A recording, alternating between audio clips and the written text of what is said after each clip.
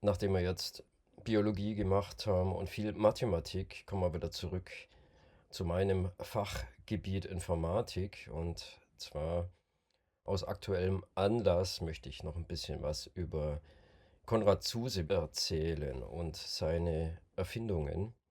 Insbesondere jetzt geht es um das Speichermodell oder die Erfindung des Hauptspeichers. Und zwar My Predecessor, habe ich hier geschrieben, ist aus mechanischen Schaltgliedern aufgebautes Speicherwerk. Tolles Patent von 49 schon, wo sich Konrad Zuse hier Gedanken gemacht hat, wie so ein Speicher eigentlich funktioniert. Und ich hoffe, ich kriege es jetzt noch hin, das didaktisch so zu erklären, dass das auch, sagen wir mal, fachfremde Menschen verstehen können. Aus meiner Sicht, diese alten Patente, also zumindest die, die ich gelesen habe von Konrad Zuse, da ist einfach noch die Technik gut beschrieben. Warum mache ich das jetzt? Weil mich hat ein Student angeschrieben, der eine Bachelorarbeit, glaube ich, gerade macht und er sich mal wieder mit der Simulation der Z1 befasst. Da gab es schon einige Vorarbeiten. Problem bei diesen ganzen Simulationen ist, dass man, weil das so komplex ist mit vielen Ebenen, eigentlich nicht mehr wirklich versteht, was da passiert. Und mein großes Ziel ist es, die Z1 zu nehmen. Das war ein mechanischer Rechner, der erste bekannte Binärrechner, der auch so ein bisschen funktioniert hat damals. Das will ich nehmen, um nochmal die Konzepte von Speicherwerk, Rechenwerk, Leitwerk und so weiter zu erklären, weil die sind nicht so viel anders in unserer Zeit. Also die modernen Rechner hier, mein MacBook hier, der macht im Prinzip genau das Gleiche. Hat Speicher, hat einen Speicherbus, hat einen Prozessor, hat eine Addiereinheit, hat eine Multipliziereinheit. Ist schon kompliziert, aber ist nicht viel anders wie das, was damals der Konrad Zuse da sich überlegt hat. Das ist einfach so. Und auch Fließkomma. Kleiner Exkurs, wir wollten eigentlich beim Speicher bleiben. Trotzdem, das war ein Wahnsinnsding, was er da implementiert hat und in allen Supercomputern läuft das immer noch. Will nicht jeder sehen, verstehe ich schon, aber ist halt die Wahrheit in unserer digitalen Welt. Konrad Zuse als Erfinder des Speicherwerks. Gibt es noch ein Zusatzpatent? Ah ja. Ah, das war schon das 37. Patenterteilung wurde 1955 bekannt gegeben, also er hat das Patent bekommen. Das Speicherwerk besteht aus mechanischen Schaltgliedern, kann zur Speicherung von Zahlenbefehlen verwendet werden. Es spielt eine wichtige Rolle in Rechenmaschinen. Nicht eine wichtige, sondern eine extrem zentrale Rolle, weil irgendwann müssen die Daten ja hingeschrieben werden, die dann vom Rechenwerk verarbeitet werden. Vielleicht jetzt nochmal zu den drei wichtigsten Elementen eines heutigen Computers. Wir haben Speicher, wo wir was hinschreiben können. Wir haben das Rechenwerk, was dann aus dem Speicher die Daten nimmt, irgendwie verarbeitet, addiert, multipliziert, dividiert und so weiter und dann am Ende wieder zurückschreibt in den Speicher. Und das dritte ist im Prinzip die Kontrolle, das nennt man, oh Gott, warum fällt mir das jetzt nicht ein? Nenne die drei Hauptelemente eines, sagen wir mal, von Neumann Rechners. Rechenwerk, das hatten wir, das ist die ALU, die Arithmetic Logic Unit, das Steuerwerk und dann der Speicher. Und das Steuerwerk managt das dann alles. Also wann ist der Speicher dran, wann werden Daten transferiert, wann kommt wieder das Rechenwerk dran. Also das ist die Control. Und jetzt kommen wir mal zu dem Speicher. Das ist jetzt unser heutiges Thema. Ausgangspunkt war ein Video, das ich im Deutschen Museum mal gemacht habe mit der Kuratorin von der Informatikabteilung. Das war zu Corona-Zeiten, deswegen sieht die da so ein bisschen wie wie sagt man da, ein Bandit aus. Auf Corona kommen wir bestimmt nochmal zu sprechen und auch auf diese Maßnahmen, die da ergriffen wurden. Hoffentlich haben es die Entscheider ja irgendwie gut gemeint. Und wenn man dann hinterher sieht, oh Gott, was hat das alles für Auswirkungen? Allgemein auch Technikauswirkungen. Das ist ja auch ein Punkt, wo ich sage immer, So schön Computer sind und so schön es ist, ein Smartphone zu haben, so schön es ist, ein Navigationssystem zu haben, das hat auch negative Auswirkungen. Und da muss man eben gucken, wie man damit umgeht. Aber zurück zur Technik. Also wir haben hier so ein Modell, das hat auch der Konrad Zuse gemacht. Das war wahrscheinlich eine Vorarbeit zu dem Z1-Nachbau. Ja, warum haben wir den überhaupt gebraucht? Ja, die Z1 wurde zerstört im Krieg leider, genauso wie die Z3. Ein Riesenpech. Pech, wie kann das sein? Kaputt und nie wieder auffindbar. Weder die Z3 noch die Z1. Also haben wir dieses Modell, das hat der Konrad Zuse da mal gebaut. Und wir sehen jetzt hier die Speicherzellen. 4 Bit hat er hier. Man sieht diese Knubbel. Wenn es unten ist, ist es, glaube ich, die 0. Wenn es oben ist, ist es die 1. Was sehen wir jetzt hier? Da ist die 0 drin. Hier ist auch die 0 drin. Und hier haben wir 1, 1. Das wäre dann die 3. Und die führenden zwei Nullen. 0, 0, 1, 1. Wir sind im Zweiersystem.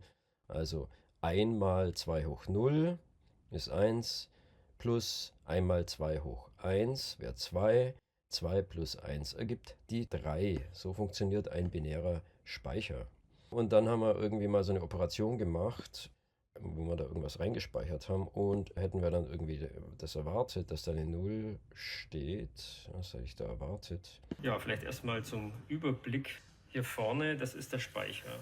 Da ist jede Zeile ist ein Wort in dem Fall und ein Wort mit 4 Bit. Und man sieht dann immer diese Knubbel, diese dunklen Böppel. Wenn die unten sind, dann ist es die 0. Und wenn sie oben sind, dann ist es die 1. Also haben wir hier zum Beispiel im untersten Wort 0, 1, 1, 1 gespeichert. Die oberste Zeile ist die Adresse 0. Dann haben wir die Adresse 1, die Adresse 2, die Adresse 3. So, wo stellt man die Adresse ein? Das wird hier drüben gemacht mit diesen 2 Schaltern. Wenn die beide nach rechts schauen, von hier aus gesehen, dann haben wir zweimal die 0. Das heißt, wir würden dann die erste Zeile adressieren, die Adresse 0. Jetzt kann man 2 Operationen machen. Und zwar einmal können wir lesen von einer Speicherstelle und einmal können wir sie beschreiben. Wenn wir sie beschreiben, müssen wir einstellen, was da rein soll. Und das wird über diese 4 Drehregler gemacht. Und da kann man jetzt eben das Wort definieren. Und wenn der Schalter nach links steht, dann hat man ein 1er-Bit. Und wenn es nach rechts steht, ein 0er-Bit. Das ist die Ausgabe. Das wird dann beim Lesen gesetzt. Und da sehen wir wieder 4 Bit. Rot heißt 1 und blau heißt 0. Man sieht es auch an der Stellung von diesen Knubbeln wieder. Das heißt, wenn es in dem Fall unten ist, ist es die 1 und wenn es oben ist, ist es die 0. Und letztes Ding ist die Kurbel, wo dann die ganze Aktion gestartet wird, wenn man einmal rumkurbelt. Lass uns mal in die Adresse 1 eine Dezimal 3 speichern. Ich würde jetzt denken, dass ich hier 0, links ist 0 und rechts ist 1. Das wäre jetzt doch logisch. Das wäre die Adresse 0. Aber kann es sein, dass es genau anders ist? Das wäre Adresse 1, das ist richtig, weil ich glaube, der linke Schalter ist das höherwertigere. Ja, hier steht es ja auch 00, 01, 10, 11. Ah ja, hier steht es ja auch, genau. Also der linke Schalter ist das höherwertigere Bit und der rechte das niederwertige. Und das haben wir jetzt auf 1 gesetzt. Das heißt, wir müssten jetzt tatsächlich die zweite Zeile, also Adresse 1, ansprechen. Und wir wollen jetzt was reinspeichern. Der Speicherknopf steht schon. Dezimal 3 wollte ich reinspeichern. Das heißt, das wäre 1, 1, 0, 0. Also von hier aus gesehen 1, 0, genau. 0, 0, 1, 1 von links gelesen. Drehen und sehen in der zweiten Spalte auch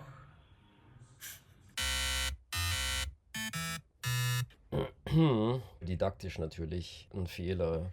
Wir haben hier die 1 und hier die 0 und wenn man es von links liest, müsste es die Adresse 1 sein, war es aber nicht, es war die Adresse 2. Hier haben wir nach dem Drehen die 0 und hier die 3.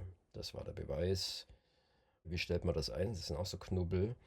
Und das ist halt die 1, wenn es unten ist und die 0, wenn es oben ist, offensichtlich. Das ist ja das Schöne an diesem Modell. Man sieht es an den Knubbeln, welche Bits gesetzt sind.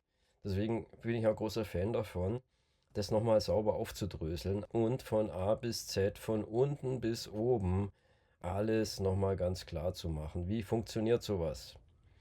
Im Informatikstudium hatte ich da auch keinen Bock drauf. Ich wollte gleich anfangen, ein Spiel zu programmieren oder was auch immer. Ich wollte nicht unbedingt jetzt in der Tiefe die 0 und 1 und alles verstehen. Und deswegen finde ich es eigentlich auch nicht schlecht, so als Informatiker, wenn man dann mal 2, 3 Jahre, 4 Jahre gearbeitet hat, mal sich eine Auszeit zu nehmen und dann vielleicht als Hobbyprojekt nochmal alles durchzugehen, um das, wie war denn das alles und so weiter. Ich glaube, das ist ein ganz guter Ansatz. Wenn man es didaktisch gut aufbereitet, könnte es auch funktionieren, Studenten oder auch Schüler zu motivieren, sich mit den Grundlagen zu befassen. Also gerade diese mechanischen Sachen, wenn man dann hier das hin und her schiebt und wie ist denn das und dann Interesse wecken. Das könnte schon funktionieren. Also vielleicht war der Grund, warum es mich im Informatikstudium auch nicht so interessiert hat, dass es einfach schlecht dargestellt war. Dass es vielleicht dann doch geht, auch diese drögen Sachen, dieses 0-1-Gedöns. Und wir wollen ja alle schon Farben und wir wollen irgendwelche Sprites, die rumspringen und irgendwie Spiele programmieren, klar. Aber wenn man es geschickt anfasst, kann man es vielleicht auch von unten her entwickeln und dann haben die Studenten trotzdem Spaß dran. Das ist meine Hoffnung. Und dann kann man sich das auch sparen, hinterher in der Retrospektive, erst nachdem man irgendwie 20 Jahre Informatiker war, dann zu sagen, ja, jetzt gucken wir das nochmal an und dann verstehe ich das. Vielleicht geht es ja auch so rum. Oder eine Mischung aus beiden. Jetzt haben wir mal in das Patent hier reingeguckt. Neukirchen-Hünfeld, da hat die Zuse KG ihren Sitz gehabt. In Hünfeld hat Konrad Zuse gelebt. Das Patent heißt aus mechanischen Schaltgliedern, so mal nach Schaltglieder. Ja, hier habe ich die ganzen Patente von Konrad Zuse nochmal drin. Das ist wahrscheinlich das mechanische Schaltgliedpatent, ist dieses Dingsite /HTML. Das ist 948 und was hat man hier? 99017. Okay. Suche ich das nochmal. 017 workdir-stand.md. Oh je, da gibt es viele. Nochmal ein Grep machen. 919. Interessant.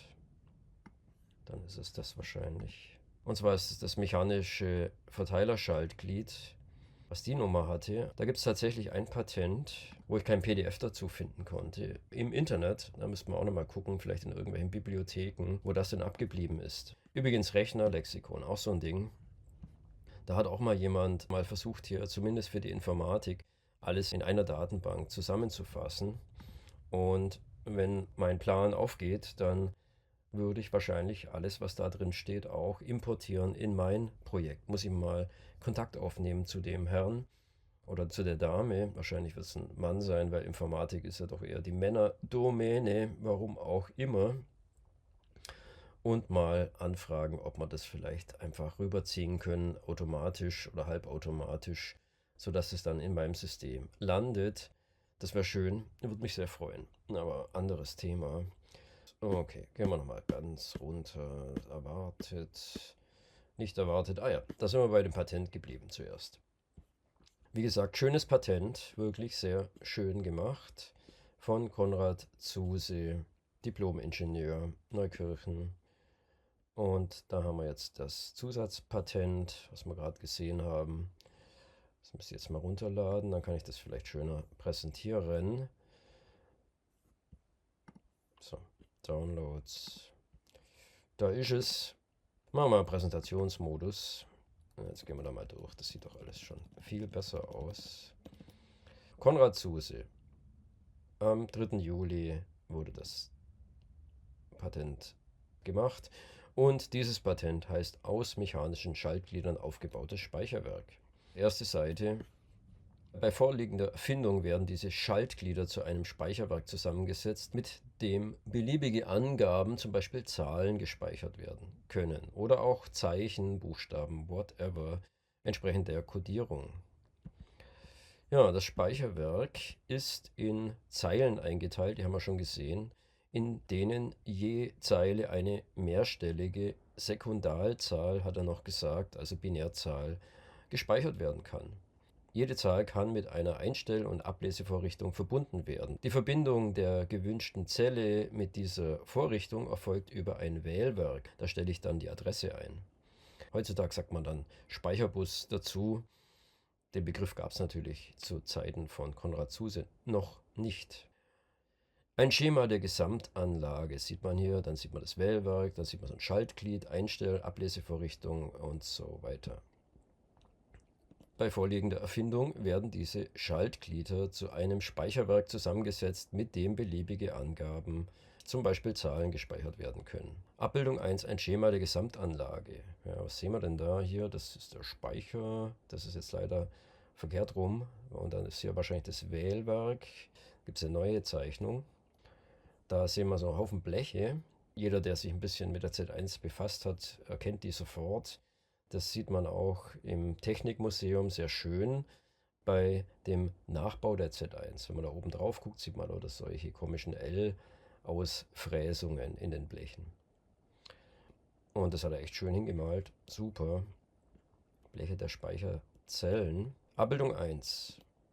Die drehen wir jetzt. Warum drehe ich die? Weil in dem Modell, was wir vorhin gesehen haben, in dem Film im Deutschen Museum, da sehen wir hier das Wählwerk, wo wir die Adressen einstellen, hier der Speicher, hier die Ausgabe und hier wahrscheinlich die Eingabe. Wir sehen jetzt hier das Modell. Wie gesagt, hier Wählwerk, hier der Speicher, hier die Eingabe und hier die Ausgabe da hinten. Hier nochmal schön bunt dargestellt. Die Anlage besteht aus Speicherzellen, SP. Da sehen wir hier das SP, in denen die eigentliche Speicherung erfolgt. Aus dem Wählwerk, da haben wir W, V, Z, SV sehen wir hier, dann sehen wir N und so weiter. WH sehen wir hier, WH, SH, wo ist SH hier? Das der Auswahl der Zelle dient, der Einstell- und Ablesevorrichtung LAEFR, dann ist es hier die Einstellung wahrscheinlich, beziehungsweise hier und dann irgendwie die Ausgabe hier, ja, sehen wir hier und hier. Dann gibt es noch die Impulswelle, das ist die hier. J, das hat er jetzt hier nicht als Rotationselement dargestellt, sondern hier nur als ein Blech, der Einfachheit halber.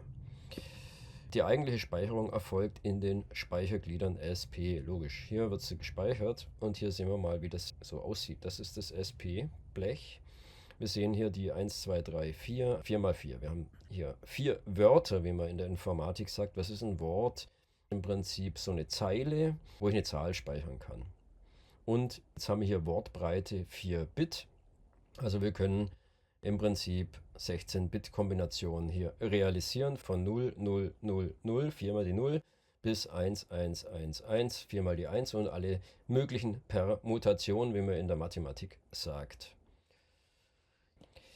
Also haben wir hier diese Stifte und je nachdem, wo die Stifte sind, steht da eben eine 1 oder eine 0. Die sind jetzt hier in einer neutralen Lage erstmal dargestellt. Und die linke Ziffer 0 oder rechte Schenkelziffer 1, also wenn es links ist, dann haben wir die 0 drin. Sehen wir jetzt hier alles auf 0 gesetzt. Wenn es rechts ist, dann haben wir die 1 da drin. Jetzt wäre die 1 drin. Und da haben wir oben noch so ein Blech, was das Ganze zusammenhält. SP1 mit den entsprechenden Ausfräsungen. Die in Y-Richtung nebeneinander liegenden Schaltglieder bilden eine Zelle und haben je Zelle ein über alle Glieder führendes Blech SP2 und wird vom Wählwerk aus gesteuert. Eine Zelle ist jetzt das hier. Dann haben wir die SP2-Bleche, das sind die hier. Da kommt das hier rein. Übrigens hier, wir haben hier leider in der Patentschrift, weil das nicht 100% übereinstimmt mit dem, haben wir hier 8. Das ist halt didaktisch jetzt nicht ganz optimal, aber ich habe es versucht dann doch noch irgendwie hinzufixen. Und in X-Richtung nebeneinander Schaltglieder die gleiche Stelle. Und dann haben wir diese Dinger hier, da kann man dann bestimmen, wie die hin und her geschoben werden, diese Bits. Das ist jetzt mal so ein bisschen abstrahieren, das ist jetzt gedreht um 90 Grad, auch nicht perfekt. Ich sage ja, auch dieses Video ist nicht perfekt, aber ich nehme es jetzt nur so als Beispiel, wie man das dann am Ende vielleicht wirklich perfekt hinbekommt. Also ich setze zuerst die Adresse, das war das, was wir über die Drehregler da eingestellt haben. Und jetzt wollen wir das dann in den Speicher bekommen. Und das wird über die SP2-Bleche gemacht. Also er zieht es hier raus, dann wird die Zahl gesetzt, die wir da speichern wollen. Dann schiebt er das SP2-Ding darüber und dann geht es wieder zurück in die Ruhestellung und dann sehen wir, wir haben diese Zahl da reingespeichert. Cool. Dann wird das grüne Blech wieder nach links gezogen, wodurch dann unsere Knubbel in die Endlage geschoben werden, und zwar auf dieser Seite von dieser Nase hier. Also es kommt von da, wird rüber gezogen über das grüne Blech, dann hochgezogen von dem gelben Blech und dann wieder rübergezogen von dem grünen Blech. So läuft das. Ich habe das jetzt ein bisschen vereinfacht, weil das Modell, wie gesagt, hat ja nur 4, also habe ich das mal ein bisschen kleiner gemacht und komme dann zu sowas. Also zusammengebaut und dann gleich in der Explosionsdarstellung. Also ziehen wir das hier nochmal auseinander und sehen die Einzelelemente jetzt. Damit man die Funktionsweise sieht, verbindet man diese Dinger, die eigentlich die gleichen sind. Also diese verbundenen Knubbel sind eigentlich die gleichen, weil die ja so übereinander gestapelt sind. Also habe ich das hier, diese 1, 2, 3, 4 Knubbel, die man sieht, ist eigentlich ein Knubbel.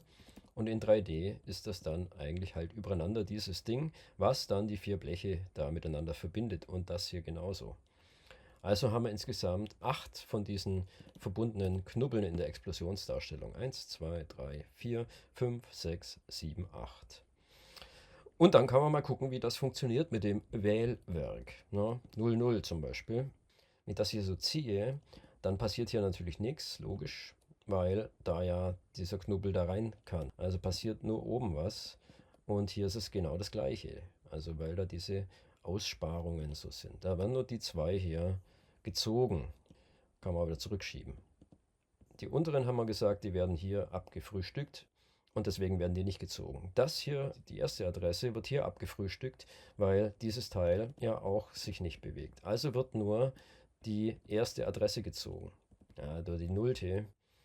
Weil nur das hat eine logische Verbindung durch die Einstellung, die wir da gemacht haben über die grauen Bleche, also Adresse 0.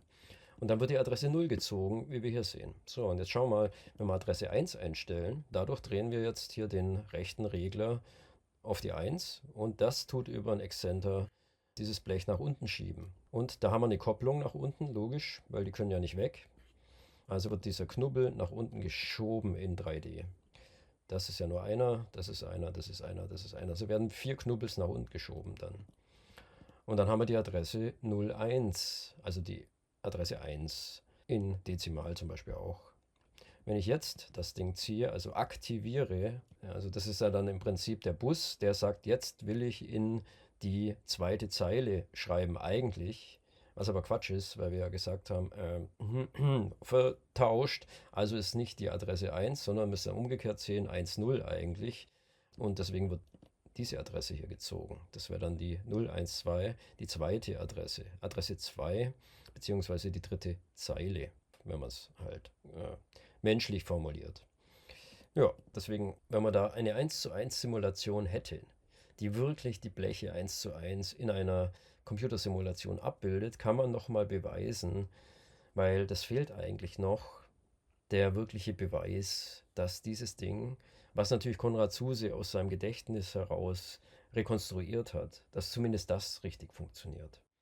Gibt es keinen richtigen Beweis. Es gibt den Film von Herrn Knauer, da sieht man das Ding mal laufen. Es gibt den Zeitzeugen Dietmar Saupe und verschiedene andere, auch der Herr Knauer hat es ja laufen gesehen, aber ja, die Frage ist, was ist es wert? Ich meine, ja, warum nicht? Ich meine, da kann man doch zumindest dann sagen, hat echt funktioniert. Das ist ja schon mal was. Und ich meine, da gibt es wesentlich, aus meiner Sicht, sinnlosere Forschungsprojekte, als sowas nochmal nachzuweisen. Das hat schon seinen Wert, finde ich. Also da noch ein paar Diplomarbeiten oder wie sagt man heutzutage, Masterarbeiten zu machen, vielleicht sogar auch mal eine Doktorarbeit darüber. Und wenn man dann schon dabei ist, dann alles nochmal schön didaktisch parallel aufzuarbeiten fürs gemeine Volk, um so zu sagen. Weil, ich meine, die Forschung sollte ja auch einen Wert für die normalen Leute haben, die dann auch mit Steuergeldern diese Forschung finanzieren. Also, ich hoffe, das hat dem einen oder anderen jetzt ein bisschen mehr Einsicht gegeben, wie so ein Speicherwerk funktioniert. Wie gesagt, meine Hoffnung ist, dass man sowas eben, ja, auch das Werk von Konrad Zuse dann nochmal würdigt.